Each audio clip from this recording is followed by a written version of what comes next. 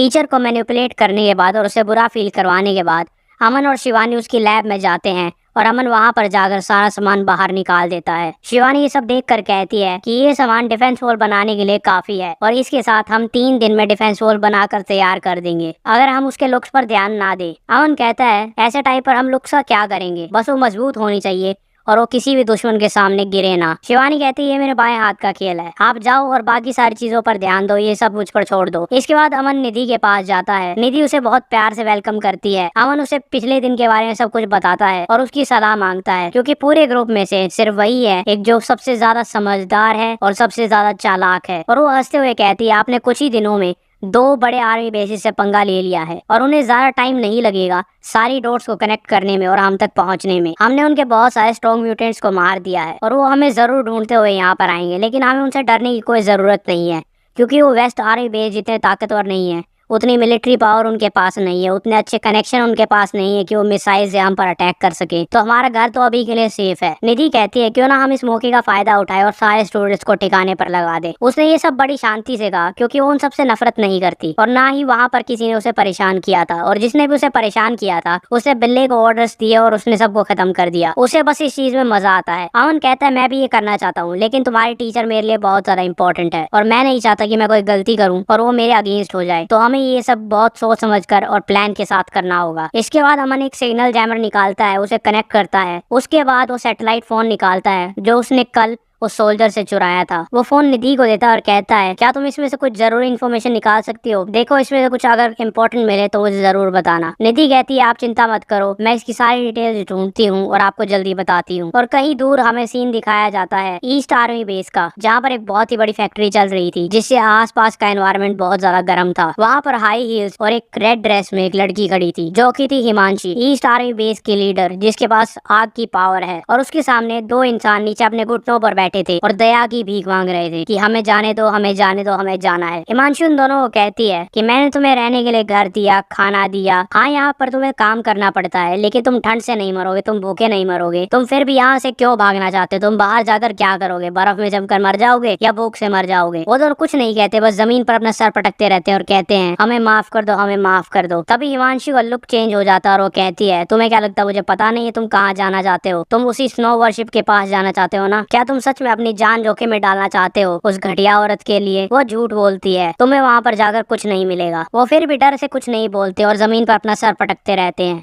हिमांशी इन सबसे परेशान हो जाती है और अपने असिस्टेंट नमन से पूछती है तो मुझे बता रहे थे ना कि हमारी साइंस टीम ने कुछ नया बनाया है। वो उसे बताता है ये एक नया कॉलर है, इसमें एक छोटा सा बॉम्ब फिट होता है और इसे हम कहीं से भी एक्टिवेट कर सकते हैं। अगर कोई भी भागने की कोशिश करेगा तो हम सिर्फ एक बटन से उसे खत्म कर सकते हैं। और नमन ये कहना बंद ही करता है तभी कुछ सोल्जर्स उनके गले में वो पट्टा डाल देते हैं। हिमांशु ने टेस्ट करने के लिए बहुत ज्यादा एक्साइटेड थी और उससे पूछती है ये कितनी रेंज में काम करता है। वो कहता है 5 किलोमीटर के अंदर अंदर ही काम करता है। ऐसे ही हमें पता चलेगा कि कोई भी स्लेव यहाँ से भाग गया है, हम ये बटन दबाकर उसका काम खत्म कर सकते हैं। हिमांशु उन दोनों को कहती है चलो एक गेम खेलते हैं, मैं तुम्हें 10 मिनट दूंगी, अगर तुम 5 किलोमीटर से दूर चले गए तो तुम कहीं भी जा सकते हो, मैं तुम्हें मारने के लिए नहीं आऊंगी। जाने से पहले भगवान को याद कर लो, हो सकता है भगवान तुम्हारा साथ दे क्योंकि एक नया डिवाइस है और हो सकता है ये काम ना करे। वो दोनों आदमी बिना कुछ सोचे समझे वहाँ से भागते हैं। 10 मिनट बाद वो बटन दबाती है और नमन अपने सोल्जर से वॉकी टॉकी पर पूछता है कि क्या हुआ। वो उसे बताते हैं कि दोनों रेंज में ही थे, उनमें से एक का काम खत्म हो गया और दूसरे वाले कॉलर ने काम नहीं किया तो वो वहाँ से भाग गया। वो हिमांशी से पूछता है मुझे बस ऑर्डर दो,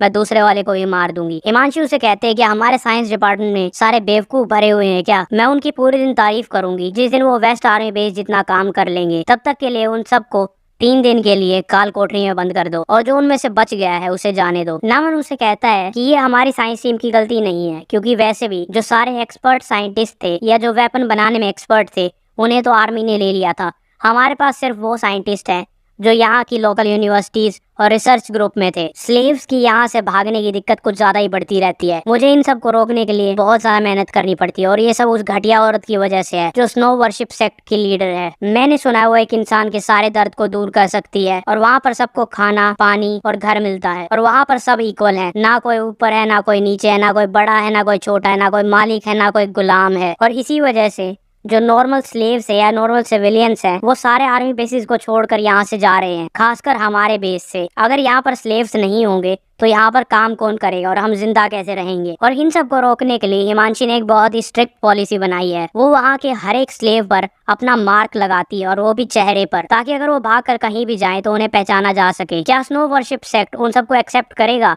अगर वो उन सबको एक्सेप्ट करेगा तो वो हमारा दुश्मन बन जाता है। हमारा बेस वेस्ट आर्मी बेस की तरह नहीं है, जहाँ पर सारे गुलाम फोर्थ लेयर पर रहते हैं और उनके भागने का कोई डर नहीं है। हमारा बेस ग्राउंड लेवल पर है, और यहाँ पर कोई ना कोई बेवकूफ होता है जो यहाँ से भागने की ट्राई करता है। नमन हिमांशु को कहता है कि आप ज्यादा उदास मत होइए, अब हमें बस करना ये है कि वेस्ट आर्मी बेस पर जाना और उसकी सारी सप्लाईज यहाँ पर लेकर आनी है। आखिरकार ये सप्लाईज की, खाने की और मटेरियल की लड़ाई है। जिसके पास ज्यादा होगा वो जीत जाएगा और जिसके पास कम होगा वो हार जाएगा। हिमांशी कहती है अभी हमें वेस्ट माउंटेन बेस से सप्लाईज की चिंता छोड़कर हमारे पास जो है उसकी सिक्योरिटी पर ध्यान देना होगा। साइंस और टेक टीम को बोलो कि रिसर्च पर ध्यान दे और इन कॉलर्स को फुल प्रूफ बनाएं, ताकि हमारे पास जो स्लेव्स है जो यहाँ पर काम करते हैं वो यहीं पर रहे, हम उन्हें भागने ना दे। इसके बाद वो कहती है हमने जो टीम कल भेजी थी उसका क्या हुआ? नमन कहता है बाकी सब वापस आ चुके हैं, बस आपके कजन की टीम वहाँ से वापस नहीं आई है। जी हाँ, वो दाढ़ी वाला आदमी हिमांशी का कजन था, और ग्लोबल फ्री से पहले वो एक पुलिस ऑफिसर था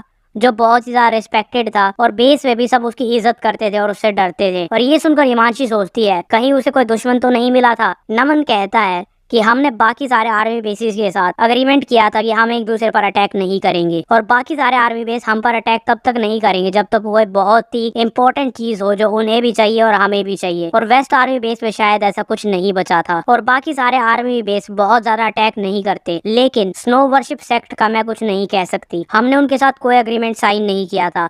वो यहाँ से बहुत सारे सिविलियन लेकर जा चुके हैं, हो सकता है उन्होंने उन सब पर अटैक किया हो। तभी वहाँ पर एक सोल्जर भागता हुआ आता है और उसे बताता है कि उसके कजन की कार और बाकी 3 और मॉडिफाइड व्हीकल्स वहाँ से गायब हो चुके हैं, और वो जिस फैक्ट्री में गए थे वहाँ पर फैक्ट्री की दीवार टूटी हुई थी और उसके अंदर का सारा मटेरियल गायब था। और तभी हिमांशी कहती है क्या उन व्हीकल्स में सैटेलाइट ट्रैकिंग डिवाइस नहीं थे? तुम उससे भी तो ट्रैक कर सकते हो।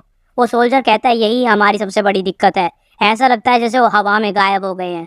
उनका लास्ट सिग्नल उस फैक्ट्री के पास था और उसके बाद वो गायब हो गए, जैसे उन्हें धरती निकल गई। और ये सुनते ही हिमांशी चिंता में आ जाती है और सोचने लग जाती है कि किसने उन पर अटैक किया होगा। और सब कुछ सोचने के बाद इस कंक्लूजन पर आती है कि हो सकता है वेस्ट आर्मी बेस अभी तक खत्म ना हुआ हो, बस उन्होंने अपने बेस को शिफ्ट कर लिया हो, या फिर हो सकता है स्नो वर्शिप सेक्ट ने उन पर हमला किया हो, या फिर कोई और हो सकता है जिन्होंने उस पर अटैक किया था। और वो फैक्ट्री अमन के घर से बहुत ज्यादा दूर नहीं थी। क्या ईस्ट माउंटेन बेस अब अमन के घर तक पहुंच जाएगा? जानने के लिए नेक्स्ट एपिसोड। हमारे पास तुम्हारे लिए एक और स्पेशल अनाउंसमेंट है। अपने सेकंड चैनल पर हम एक ऐसी ही सीरीज अपलोड करने जा रहे हैं जो ग्लोबल फ्रीज जैसी ही है, लेकिन उसमें सुपर पावर्स की जगह मॉन्स्टर हैं, असली के मॉन्स्टर। तो अगर तुम वो देखना चाहते हो तो हम मंडे को शायद अपलोड कर दें, तो तब तक डिस्क्रिप्शन में लिंक है, सेकंड चैनल को सब्सक्राइब कर लो। और इस चैनल को तो शायद तुमने सब्सक्राइब कर ही लिया होगा।